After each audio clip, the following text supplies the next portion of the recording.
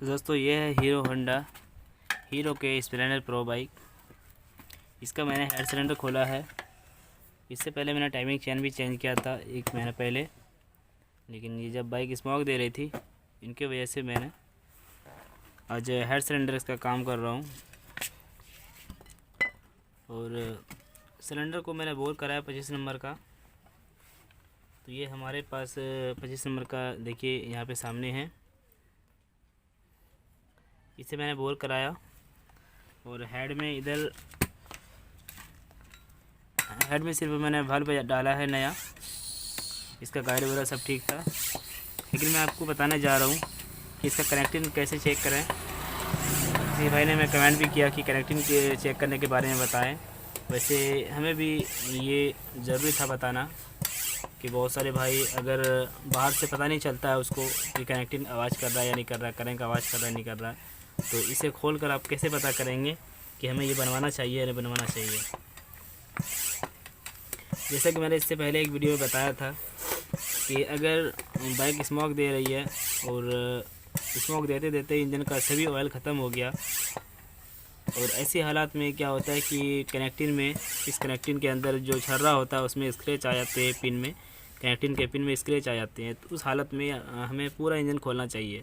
जैसे कि हमारे नज़दीक कस्टमर है और इनमें हमें पूरा मैं जानता हूँ कि बराबर मेरे पास ही इंजन ऑयल चेंज कराते थे।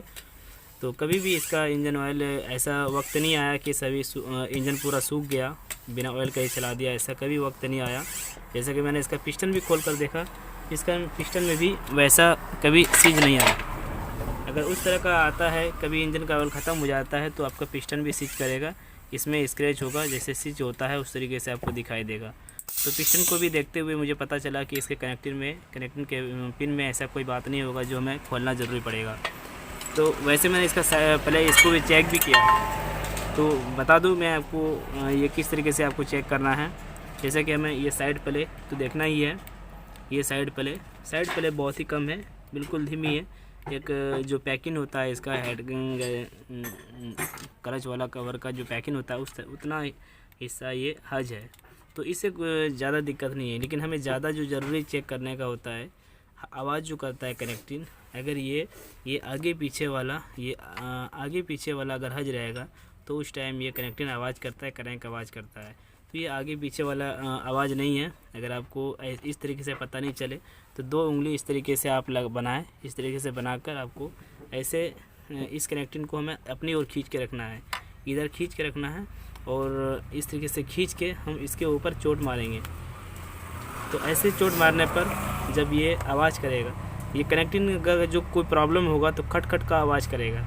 इस तरीके से हम चोट मारेंगे तो खट खट आवाज़ करेगा। तो ये आवाज़ नहीं कर रहा है तो इससे पता चलता है कि इसका क्रैंक सही है।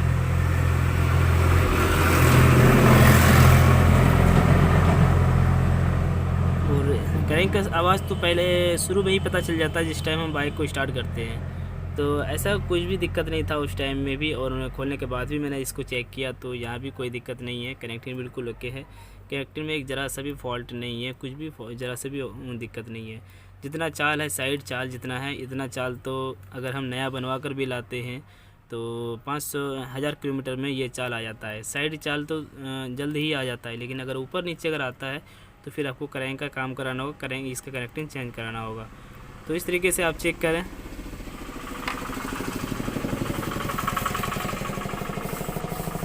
इस तरीके से आप सभी बाइक का चेक कर सकते हैं, ज़रूरी नहीं कि सिर्फ हीरो होंडा का, हर बाइक का इसी तरीके से चेक किया जाता है।